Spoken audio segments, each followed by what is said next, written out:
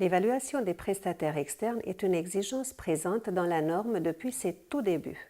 Elle est, nous le verrons, l'un des éléments du chapitre 8.4 assurant la maîtrise des processus, produits et services fournis par des prestataires externes, chapitre qui comprend également le déploiement des formes nécessaires de maîtrise des prestataires et prestations, ainsi que les nécessités d'information.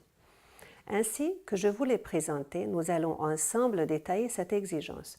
Pour cela, je vous invite à lire le paragraphe 8.4.1, Généralité, et notamment la dernière partie concernant les critères pour l'évaluation, la sélection et la surveillance.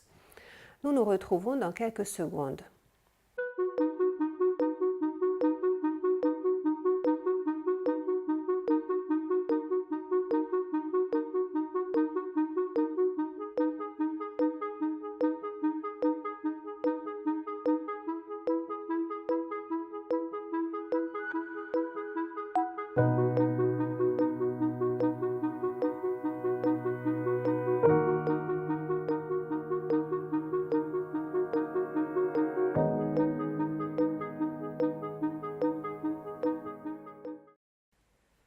Bien, que retenir de cette exigence? En premier lieu, il y a 4 exigences distinctes qui sont l'évaluation des prestataires externes, la sélection de ces mêmes prestataires, la surveillance de la performance des prestataires et enfin la réévaluation de ces derniers. La logique est donc la suivante. Pour sélectionner des prestataires, il est nécessaire de les évaluer. Ensuite, il est important de les réévaluer à la lumière de leurs performances et de leurs résultats. Il y a donc 2 évaluations, une évaluation initiale et une réévaluation.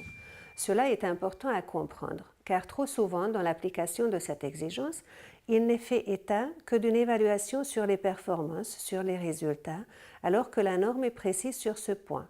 Avant de pouvoir faire un bilan des résultats prestataires externes, une première évaluation doit donc être faite afin de les sélectionner. Petite parenthèse. Il est bien évidemment question ici des prestataires externes qui ont un impact sur la qualité des produits et des services fournis par l'entreprise, qui ont un impact également sur les processus de l'entreprise. Ainsi, selon votre contexte, votre métier, votre activité, vos produits, il vous appartient de déterminer quels sont les prestataires externes qui méritent cette évaluation, cette réévaluation. La norme n'impose pas d'appliquer cette exigence à tous vos prestataires externes, fournisseurs, prestataires, et ainsi de suite. Ensuite, 2 éléments importants à retenir. L'évaluation et la réévaluation se font sur la base de critères déterminés. Ils ne font pas nécessairement l'objet de procédures ou d'instructions spécifiques, mais dans les supports employés ou la formalisation qui est faite de ces évaluations, il est important de déterminer les critères permettant d'aboutir à ces évaluations. Nous aborderons un peu plus tard ces critères. Il s'agit par exemple de critères relatifs à l'expertise technique, aux références d'un fournisseur, au respect des cahiers des charges, des spécifications, respect des délais. Deuxième élément important, il est nécessaire de conserver le formalisme de ces évaluations d'une part et des nécessités et choix d'actions prises à l'issue de ces évaluations. En effet, si des évaluations et des réévaluations sont demandées, c'est bien en vue de prendre des décisions ou bien en vue de correction.